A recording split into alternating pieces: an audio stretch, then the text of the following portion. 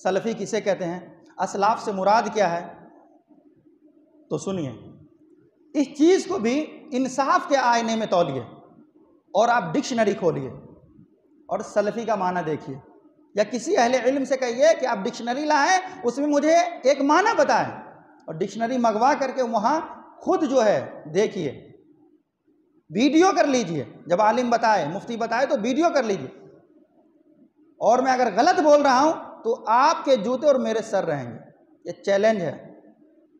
سلفی کا معنی ہوتا ہے، لفظی معنی، گزرے ہوئے نیک لوگ، گزرے ہوئے نیک لوگ، گزشتہ زمانے کے لوگ، اور شرعی اعتبار سے سلف سے مراد اولین 3 نسلیں ہیں۔ شرعی اعتبار سے سلف سے مراد، سلف کا مطلب اولین 3 نسلوں کو اسلاف کہا جاتا ہے، سلف صالحین کہا جاتا ہے۔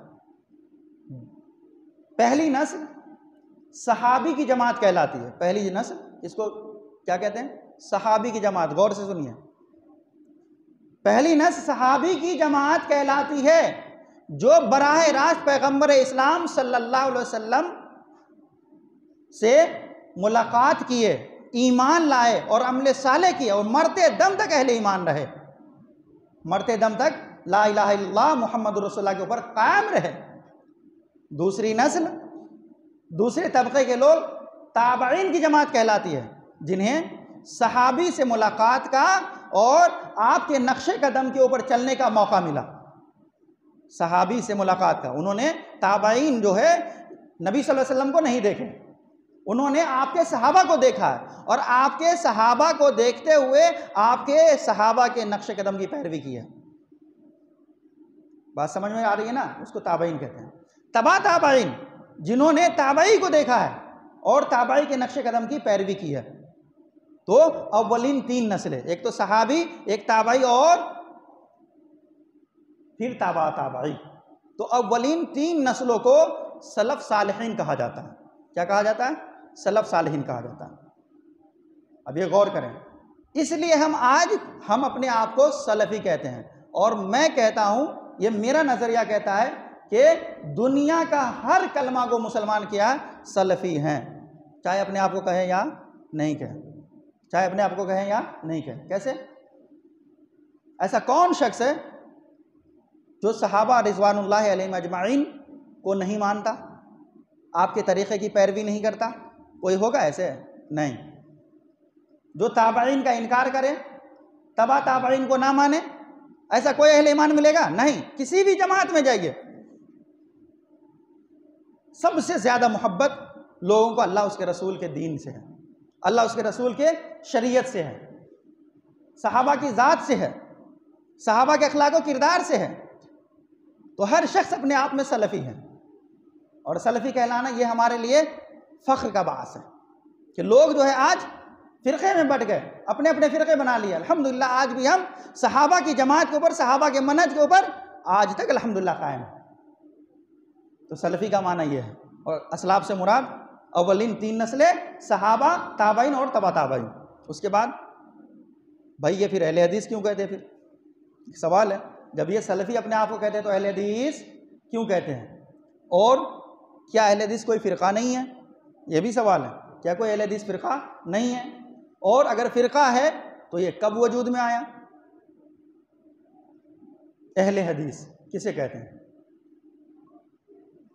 جب امت میں افتراق پیدا ہوا، امت کے لوگ شیعہ اور سنی کے تفرقے میں بٹ گئے، کچھ لوگ اپنے آپ کو اہل تشیع کہنے لگے، کچھ لوگ اپنے آپ کو شیعہ کہنے لگے، اور دعویٰ کرنے لگے کہ ہم ہی حق پر ہیں، اور کچھ لوگ اپنے آپ کو سنی کہنے لگے، اہل سنت۔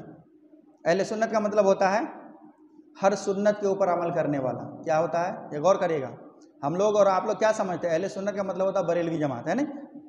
ذہن میں یہ آتا نا کہ جو لوگ بریلوی جماعت سے ہے تو ان کو اہل سنت کہا جاتا ہے۔ نہیں، نام رکھ لینے سے کوئی اہل سنت نہیں ہو جاتا۔ اہل سنت کا مطلب ہوتا ہے سنت والا۔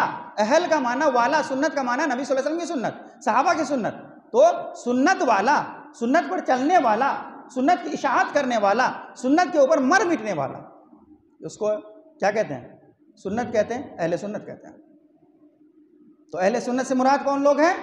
نبی صلی اللہ علیہ وسلم کی ہر سنت کے اوپر عمل کرنے والے، صحابہ کے نقش قدم کی پیروی کرنے والے، تابعین اور تبع تابعین محدثین کے راستے کی پیروی کرنے والے کو اہل سنت کہا جاتا ہے۔ اب اہل سنت جب ایسے لوگوں کو کہا جاتا ہے تو اہل حدیث کسے کہتے ہیں؟ میرے بھائیو، مرور زمانہ کے اعتبار سے اہل سنت میں بھی بہت سارے ایسے لوگ ہو گئے جو بعض صحابہ کو مانتے، بعض صحابہ کو نہیں مانتے تھے۔ خاص طور پہ شیخین کا انکار کرنا، خاص طور پہ اہل بیت کو اور تمام اصحاب سے اتنا بڑھاوا دے دینا، اتنا بڑھاوا دے دینا نعوذ باللہ، کہ گویا کہ اہل بیت اطہار علیہم الصلاۃ والسلام کے علاوہ تمام کی توہین کر دینا۔ یہ ایسے لوگ بھی اہل سنت میں پیدا ہو گئے۔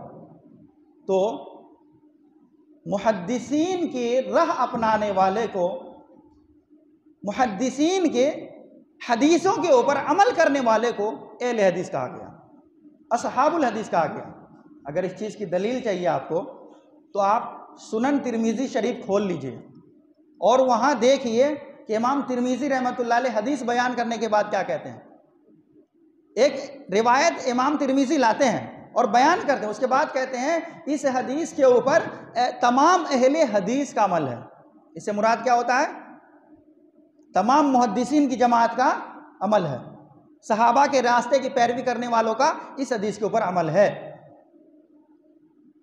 تو اہل حدیث ہم اس لیے اپنے آپ کو کہتے ہیں کہ بھائی صاحب بہت ساری جماعتیں ہیں، بہت سارے فرقے ہیں، ہم کس فرقے کا انکار کریں، کس جماعت کا اقرار کریں، کس امام کو مانے کس امام کو نہ مانے؟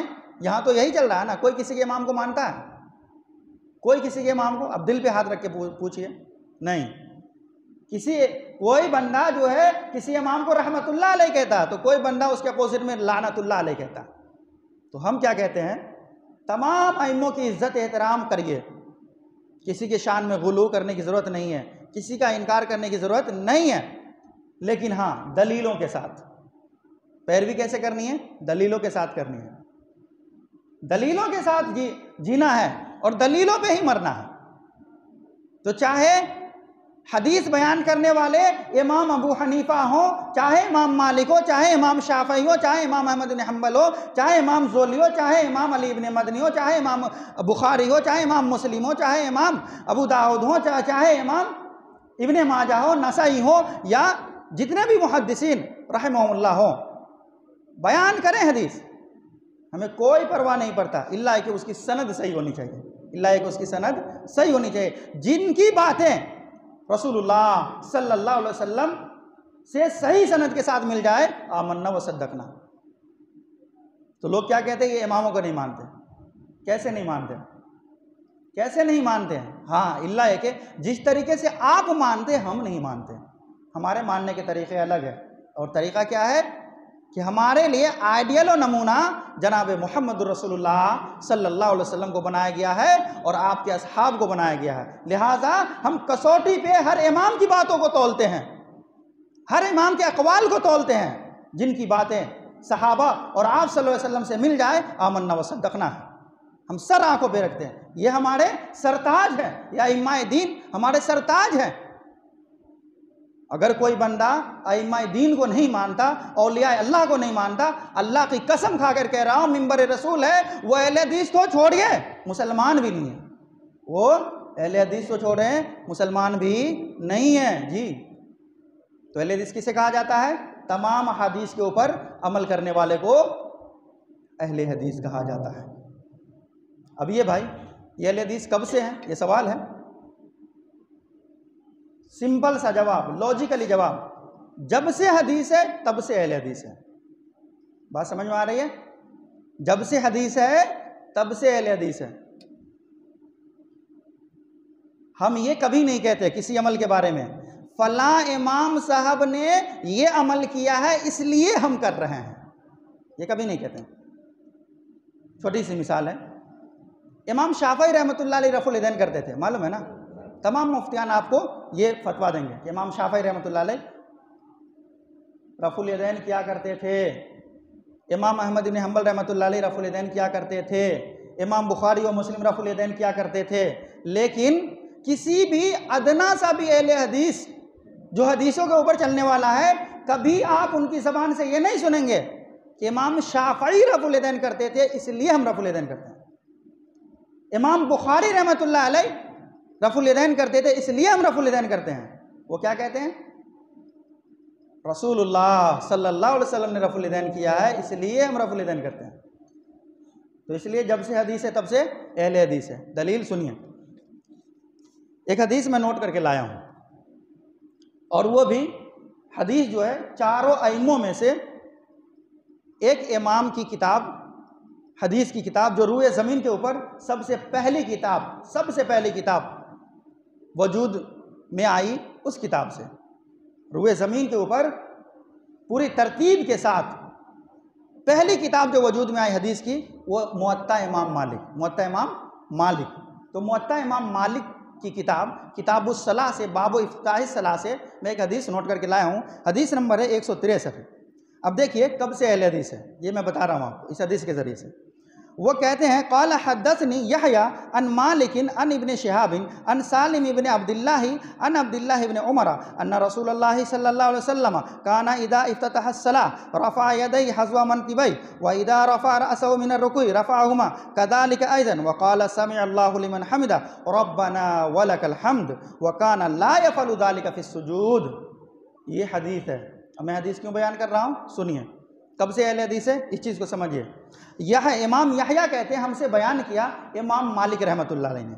امام مالک رحمۃ اللہ علیہ چاروں ائمہ میں سے ایک امام ہے، دوسرے امام ہیں۔ امام مالک رحمۃ اللہ علیہ کہتے ہیں ہم سے بیان کیا ابن شہاب زہری رحمۃ اللہ علیہ نے، اور امام ابن شہاب زہری رحمۃ اللہ علیہ کہتے ہیں ہم سے حدیث بیان کیا سالم ابن عبداللہ رحمۃ اللہ علیہ نے، اور سالم ابن عبداللہ رحمۃ اللہ علیہ کہتے ہیں کہ ہم سے بیان کیا عبداللہ ابن عمر رضی اللہ تعالیٰ عنہ نے، اور عبداللہ ابن عمر رضی اللہ تعالیٰ عنہ کہتے ہیں کہ رسول اللہ صلی اللہ علیہ وسلم کا یہ معمول تھا، رسول اللہ صلی اللہ علیہ وسلم کا یہ معمول تھا کہ جب بھی کان اذا افتتح الصلاۃ، نماز شروع کرتے تو رفع یدیہ حذو منکبیہ، تو آپ اپنے دونوں ہاتھوں کو موڈھے کے برابر اٹھاتے، موڈھے کے برابر، یہ موڈھا ہے، موڈھے کے برابر اٹھاتے۔ اسی طریقے سے جب رکوع سے بھی سر اٹھاتے تو رکوع میں بھی جاتے تو رفع الیدین کرتے، اسی طرح سے رکوع سے سر اٹھاتے تو رفع الیدین کرتے، اور جب سجدے میں جانے لگتے تو رفع الیدین نہیں کیا کرتے تھے۔ اس سے پہلے جب رکوع سے سر اٹھائے رفع الیدین کیا، اور کیا کہتے؟ قال سمع اللہ لمن حمدہ۔ سارے امام کہتے ہیں یا نہیں کہتے؟ سمع اللہ لمن حمدہ، اس میں کوئی اختلاف نہیں ہے، لیکن یہاں تک صحیح ہے۔ اور بعض لوگ یہ کیا کہتے ہیں، سمع اللہ لمن حمدہ کے بعد دعا ہی نہیں پڑھتے، ربنا ولک الحمد۔ اللہ کے نبی صلی اللہ علیہ وسلم کیا کہتے ہیں؟ سمع اللہ لمن حمدہ ربنا ولک الحمد۔ تو تمام لوگوں کو پڑھنا چاہیے۔ اب اس کے بعد محدث کیا بیان کر رہے ہیں، راوی حدیث کیا بیان کر رہے ہیں؟ ولا یفعل ذلک فی السجود، اور جب سجدے میں جاتے تو آپ رفع الیدین نہیں کرتے تھے۔ اب بتائیے ہم آپ کو رفع الیدین کی دعوت دیتے ہیں، کھلے طور پہ دیتے ہیں، یہ نبی کی سنت ہے، یہ صحابہ کی سنت ہے، یہ نبی صلی اللہ علیہ وسلم کی بہت ہی عظیم سنت ہے۔ اس سنت کے لیے، اس سنت کو ثابت کرنے کے لیے ائموں نے موٹی موٹی کتابیں لکھ دی ہیں۔ اگر پڑھنا چاہتے ہیں تو امام بخاری رحمۃ اللہ علیہ کی کتاب جز رفع الیدین پڑھیے، الگ سے ایک اتنی موٹی کتاب مل جائیں گے، اور تب سے لے کر کے آج تک کتابیں لکھی جا رہی ہیں، محدثین لکھتے جا رہے ہیں رفع الیدین کے دفاع میں۔ اب یہ حدیث کس سے آئی ہے؟ چاروں ائمہ میں سے امام مالک سے۔ کس سے آئی ہے؟ امام مالک سے۔ امام مالک کی کتاب سے ہم نے نوٹ کیا۔ اب بتائیے، اب ہم یہ کہیں کہ رفع الیدین جو ہے ہم اس لیے کرتے کہ امام مالک رحمۃ اللہ نے کیا ہے، تو پھر سمجھیے ہم غلطی پہ ہیں، پھر ہم فرقے میں ہیں۔ اگر ہم یہ کہتے ہیں کہ ہم اس لیے کر رہے ہیں کہ رسول اللہ صلی اللہ علیہ وسلم نے کیا ہے، ہم اس لیے کر رہے ہیں کہ صحابہ نے کیا ہے، ہم اس لیے کر رہے ہیں کہ تابعین نے کیا ہے، ہم اس لیے کر رہے ہیں کہ تبع تابعین نے کیا، ہم اس لیے کر رہے ہیں کہ ائمہ و محدثین نے کیا ہے، تو پھر آپ فرقے میں نہیں ہیں، آپ جماعت میں ہیں۔ تو اہل حدیث کب سے ہے؟ حدیث تب سے ہے جب سے اہل حدیث۔ سمجھ میں آیا بات؟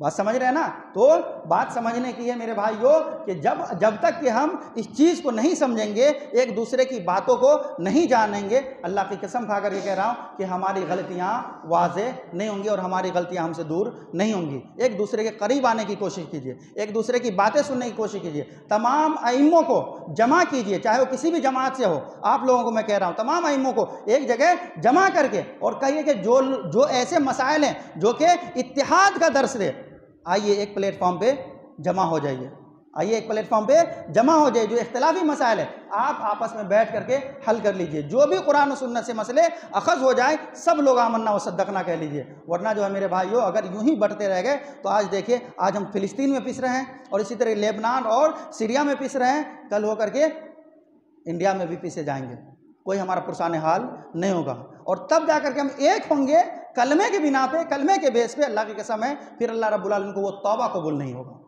اس لیے ہر عمل کیجئے تو محمد الرسول اللہ صلی اللہ علیہ وسلم کے طریقے کے اوپر۔ اللہ رب العالمین سے دعا ہے اللہ رب العالمین ہمیں اور آپ کو صحیح سمجھتا فرمائے، مذکورہ والا حدیث کے اوپر عمل کرنے کی توفیق عطا فرمائے۔ اللہ رب العالمین ہم میں سے جتنے لوگ بیمار ہیں، جتنے لوگ اللہ رب العالمین مجبور ہے، تمام کی مجبوریوں کو، پریشانیوں کو حل فرما دے، آمین۔ سبحانک رب العزت عما یصفون وسلام علی المرسلین والحمد للہ رب العالمین۔